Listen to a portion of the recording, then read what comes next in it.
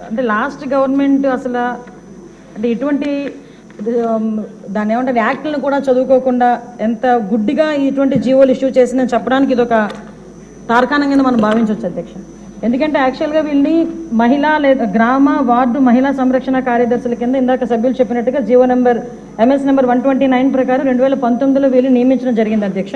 ఓవరాల్గా చూస్తే అధ్యక్ష వీళ్ళు 15,000 మంది రిక్రూట్మెంట్ చేస్తే అధ్యక్ష దగ్గర 13,815 మంది ఈరోజు కార్యదర్శుల కింద మహిళా సంరక్షణ కార్యదర్శుల కింద పనిచేసే పరిస్థితి ఉంది అధ్యక్ష.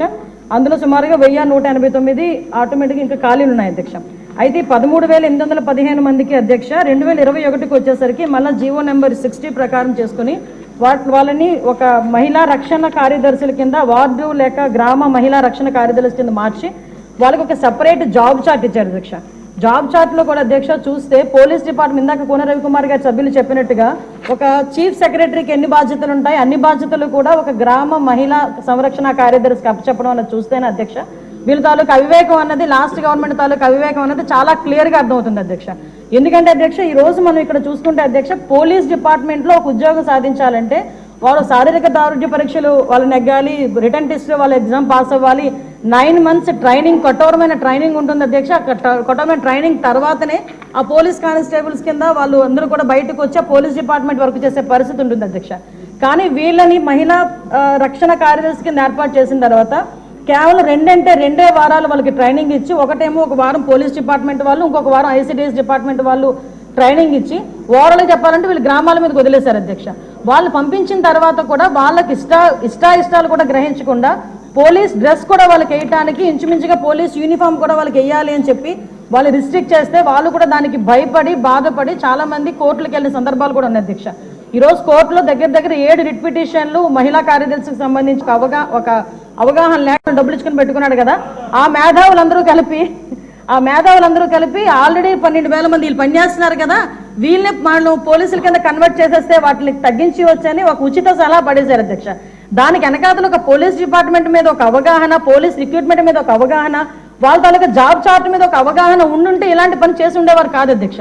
ఈ రోజు వీళ్ళ పరిస్థితి ఏమైపోయిందంటే వీళ్ళు వెళ్ళి రిపోర్ట్ చేయాల్సింది గ్రామ సెక్రటరీకి రిపోర్ట్ చేయాలి. వీళ్ళ అడ్మినిస్ట్రేటివ్ పవర్స్ ఎక్కడ ఉంటాయంటే పోలీస్ డిపార్ట్మెంట్ దగ్గర ఉంటాయి.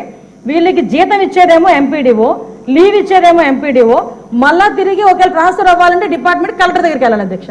అంటే వీళ్ళకి సంబంధించి ఒక అథారిటేటివ్ ఆఫీసర్ ఒకరు కూడా లేక ఇన్ని డిపార్ట్మెంట్స్తో పోనీ పైకి వచ్చిన తర్వాత ఏదైనా పని చేద్దామంటే వీళ్ళు తాలూకా అంటే పైచి ఎంత పెరిగిపోయిందంటే లాస్ట్ గవర్నమెంట్కి వీళ్ళ చేతే తక్కువ జీతాలు ఇచ్చి ఎక్కువ పని చేయించుకుందామని క్రైమ్ ఆఫ్ ఎఫెన్స్ దగ్గర కూడా కాపాడడానికి కూడా వీళ్ళు తీసుకెళ్లాలంట. నాన్ బెయిలబుల్ వారెంట్లకు సంబంధించి వీళ్ళు సపోర్ట్ చేయాలంట. అక్కడికి వెళ్ళి మహిళా సంరక్షణ కార్యదర్శుల కింద మహిళా రక్షణ కార్యదర్శుల కింద అక్కడ ఉన్న అవగాహన కల్పించడం లేకపోతే ఐసిడిఎస్ సంబంధించి ఏదైనా మిడ్ డే మీల్స్ చూడడం అంతవరకు ఓకే. ఆఖరికి పోలీస్ డిపార్ట్మెంట్కి వాళ్ళ ఇన్వెస్టిగేషన్లోని కూడా వీళ్ళు హెల్ప్ తీసుకొని చేసుకునే పరిస్థితి కనిపించింది. లాస్ట్ గవర్నమెంట్లో చాలా మంది మాతోనే మొరపెట్టుకున్నారు అధ్యక్ష. మేము ప్రతిపక్షంలో ఉండేటప్పుడు పోరాటాలు చేసేటప్పుడు మాకు సెక్యూరిటీ కింద మమ్మల్ని ఆపడానికి, సెక్యూరిటీ కూడా కాదు మమ్మల్ని ఆపడానికి ఈ మహిళా కానిస్టేబుల్తో పాటు మహిళా పోలీసులు కూడా పంపించేవారు. మేము అడిగేవాళ్ళం మీరెవరమ్మా మహిళా పోలీసా మహిళా కానిస్టేబుల్ అంటే మహిళా పోలీస్ అండి అని. ఇందులో విషయం ఏంటంటే అధ్యక్ష చాలా మంది ఏస్ అయిపోయిన వాళ్ళు ఉన్నారు. మళ్ళీ ఇంకోటి ఏంటంటే ఎంటెక్లు బీటెక్లు చేసుకుని కొంతమంది ఫ్యామిలీస్ పోలీస్ డిపార్ట్మెంట్లోకి కొంతమంది యాక్సెప్ట్ చేస్తారు, కొంతమంది యాక్సెప్ట్ చేయకపోతారు. ఇలాంటి సిచ్యువేషన్స్ అన్నింటిలోని కూడా ఈరోజు వీళ్ళు పడుతున్న బాధ అధ్యక్ష వర్ణనాతీతం. ఇంకొకటి ఇందులో కొసమేర్పు ఏంటంటే ఎన్నో సంవత్సరాల కానిస్టేబుల్ కింద చేస్తే హెడ్ కానిస్టేబుల్ ప్రమోషన్ వస్తుంది. హెడ్ కానిస్టేబుల్ దగ్గర నుంచి ఒక ఏఎస్ఐ, ఎస్ఐ, సిఏ ర్యాంక్ వరకు వెళ్తారు. వీళ్ళు ఎటువంటి రిక్రూట్మెంట్ లేదు, ఎటువంటి శారీరక దృఢ పరీక్షలు లేవు, ఎటువంటి రిటర్న్ టెస్టులు లేవు, ఎటువంటి ట్రైనింగ్స్ లేవు. వీళ్ళకి కూడా మహిళా పోలీస్ దగ్గర నుంచి అప్ టు ఇన్స్పెక్టర్ వరకు కూడా వీళ్ళకి కూడా ఒక ప్రమోషన్ జాబ్ చార్ట్ ఇచ్చేసి ఒక జీవో కూడా రిలీజ్ చేశారు అధ్యక్ష. అంటే వీళ్ళు ఎంత అంటే అవగాహన లేదు. అప్పుడు మనందరూ అనుకునే వాళ్ళం తొగ్గులకు పరిపాలన అంటే దానికి ఇది ప్రత్యేక సాక్ష్యం కింద మనం ఈ మహిళా రక్షణ కార్యదర్శుల గురించి చూడాలంటే ఇది మనం చెప్పుకోవచ్చు అధ్యక్ష. ఇన్ని రకాలుగా వీళ్ళు చేసిన అధ్యక్ష వీళ్ళకి ఏంటంటే అధ్యక్ష ఎస్కార్ డ్యూటీలు, బందోబస్తు డ్యూటీలు, వాళ్ళు అక్కడికి వచ్చి ఏడ్చేవారు అధ్యక్ష. ప్రస్తుతం చాలా మంది మేము వచ్చిన తర్వాత కూడా ఇప్పుడు ఈ విషయంలోనే గౌరవ సభ్యులందరూ కూడా చెప్పడం జరిగింది.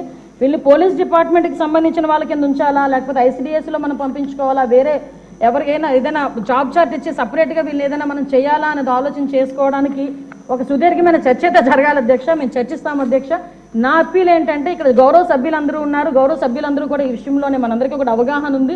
ఈ గౌరవ సభ్యులందరూ కూడా ఈ విషయంలో, ఈ మహిళా కార్యదర్శుల విషయంలో మనం ఏం చేస్తే వాళ్ళ సేవలు వినియోగించుకునేటట్టుగా ఉంటుందో గౌరవ సభ్యులు ఎవరైనా లిఖితపూర్వకంగా మాకు సూచనలు సలహాలు ఇచ్చినా దాన్ని బేస్ చేసుకొని అదేవిధంగా మనం డిపార్ట్మెంట్ వాళ్ళతో కూడా చర్చించి దీని మీద నిర్ణయం తీసుకొని యాజ్ ఎర్లీ యాజ్ పాసిబుల్ మహిళా కార్యదర్శులకి వాళ్ళకి ఒక మహిళా సంరక్షణ కార్యదర్శులకి ఒక జాబ్ చార్ట్ ఇస్తామని చెప్పి సభ ద్వారా మీ ద్వారా సభకు తెలియజేసుకుంటున్నాను అధ్యక్ష.